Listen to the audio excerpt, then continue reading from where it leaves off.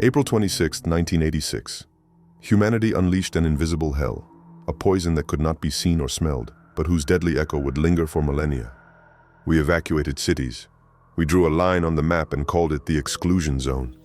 Man fled from his own creation, leaving behind a monument to his arrogance, condemned to atomic silence.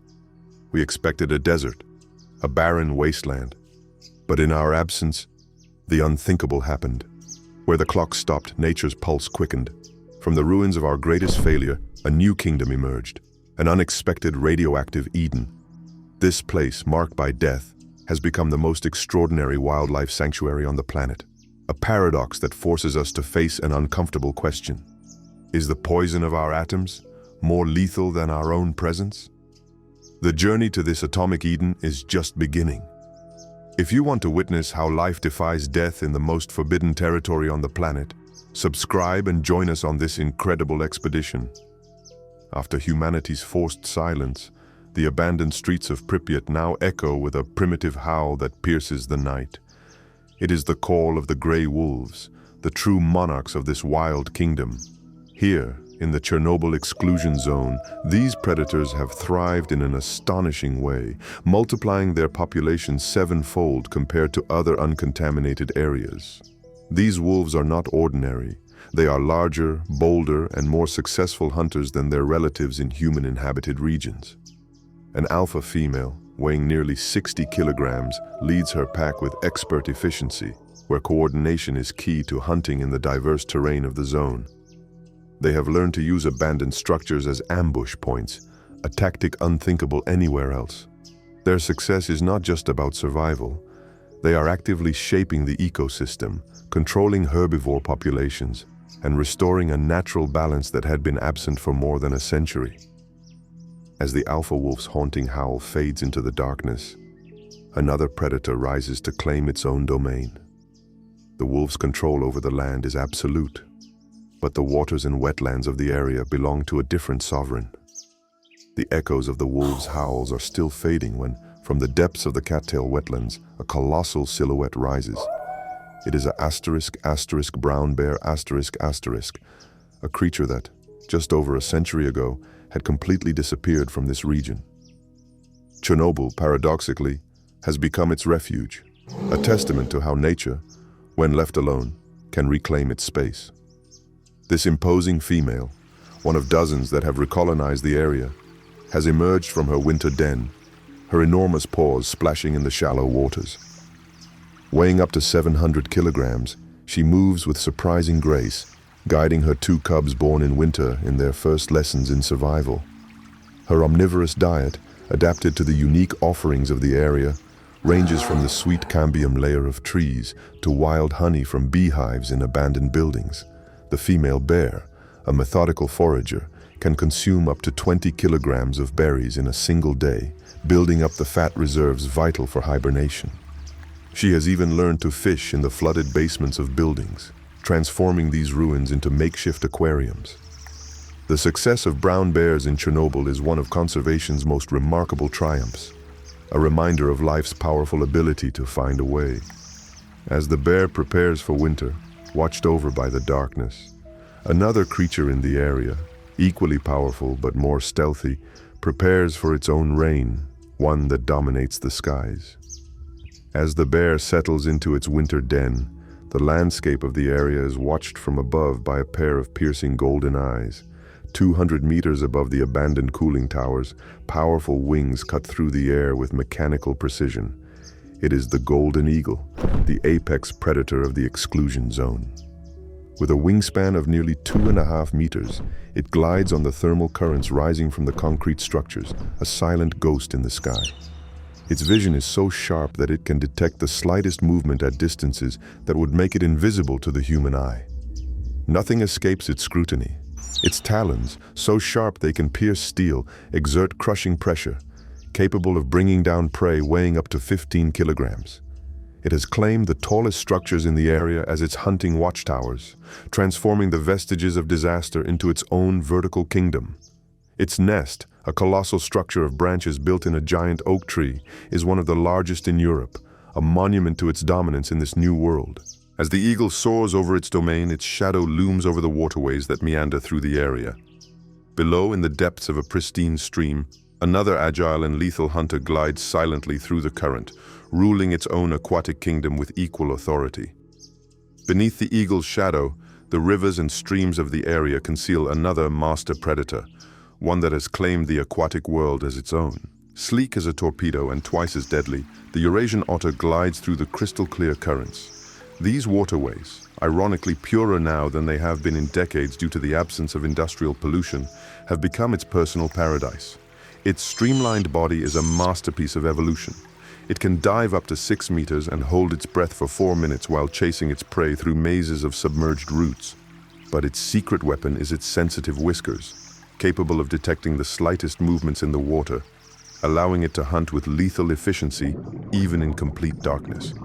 The otter's success is the ultimate proof of the recovery of the water, a living indicator of the health of the ecosystem. As it emerges from the water onto a sunny bank to groom its fur, its aquatic territory borders that of another predator, a powerful and stealthy feline preparing for the night hunt in the nearby forest. Right at the boundary where the otter's aquatic realm meets the thick forest, yellow eyes, intense as laser beams, pierce the twilight gloom. Crouching motionless on a fallen log, the Eurasian lynx is the ghost of the forest. Its mottled fur, a masterpiece of natural camouflage, makes it almost invisible, a high-ranking predator that has found a perfect hunting ground in the dense, silent forests of the area. Each of its adaptations is for a life of stealth and power. Its huge paws act as natural snowshoes, allowing it to move without a whisper over the undergrowth, while the distinctive black tufts on its ears sharpen its hearing so exceptionally that it can detect the heartbeat of prey at astonishing distances. Its strategy is absolute patience, followed by a burst of devastating speed, a leap that covers meters in an instant. Its presence is a key indicator of the health of the forest ecosystem, keeping herbivore populations in check and allowing the forest to regenerate. As the lynx fades back into the shadows, its territory borders one reshaped by a completely different force, not that of a hunter, but that of a tireless engineer working relentlessly to redesign the aquatic landscape at will. At the edge of the lynx's territory, where the forest becomes wet and surrenders to waterways, a sound is heard that is not of hunting, but of creation. The rhythmic gnawing of wood echoes in the swamp. It is the work of the Eurasian beaver, the chief engineer of the exclusion zone.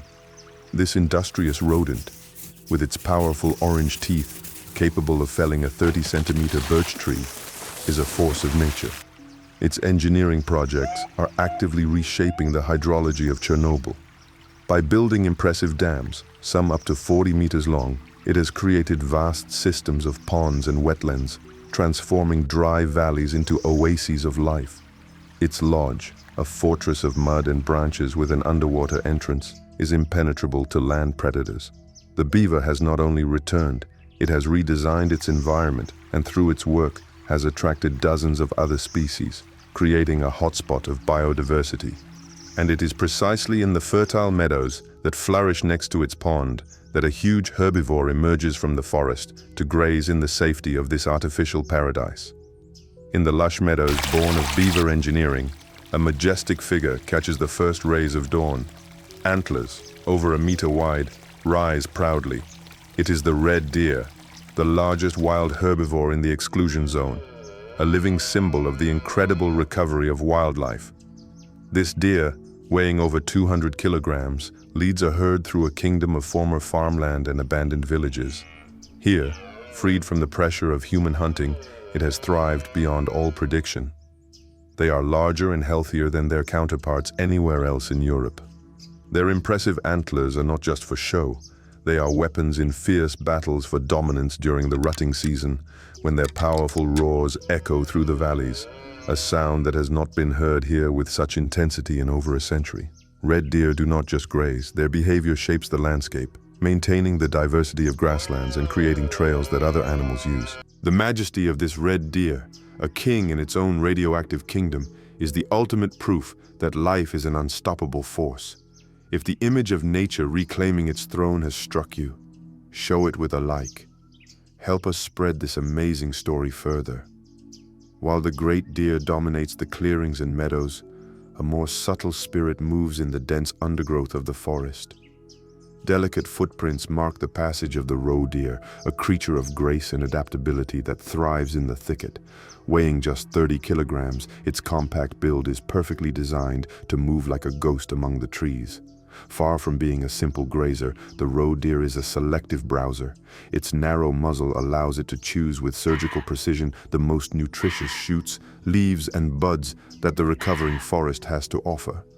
Its survival is not based on strength, but on constant alertness. Its large ears, always in motion, are like satellite dishes that pick up the slightest sound, the footsteps of a lynx, or the movement of a pack of wolves at a considerable distance. The success of its population, which has grown explosively, is vital, as it forms the base of the food pyramid for the area's large predators. Disappearing into the depths of the forest, its territory borders that of another formidably successful mammal, one that does not share its delicacy, a powerful omnivore that has conquered every corner of this landscape. Where the delicacy of the roe deer fades, brute force bursts in.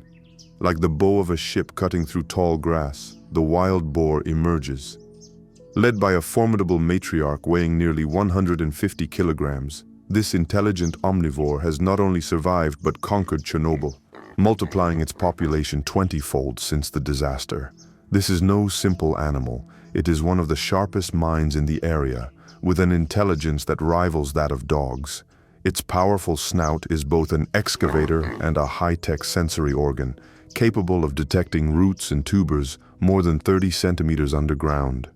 It has learned to map its vast territory in its mind, remembering seasonal food sources and even using abandoned buildings as strategic shelters to evade packs of wolves. With its incessant rooting, it acts as a natural plow, turning and oxygenating the soil, making it an ecosystem engineer in its own right, albeit a much more chaotic one than the beaver. As the matriarch guides her clan to the water's edge, their search for food converges with the domain of another remarkably adaptable mammal, a semi-aquatic engineer that has made these wet shores its own kingdom. In the same shallow waters where the hog searches for roots, a much smaller but equally influential engineer emerges. With its sleek brown fur glistening from the water, the muskrat demonstrates a fundamental truth of this new world. Success here depends not on size, but on pure adaptability. Weighing just over a pound, this rodent is an accomplished architect. Its lodge, a dome of mud and interwoven vegetation, stands like a miniature fortress with secret underwater entrances, a safe nursery for its multiple annual litters.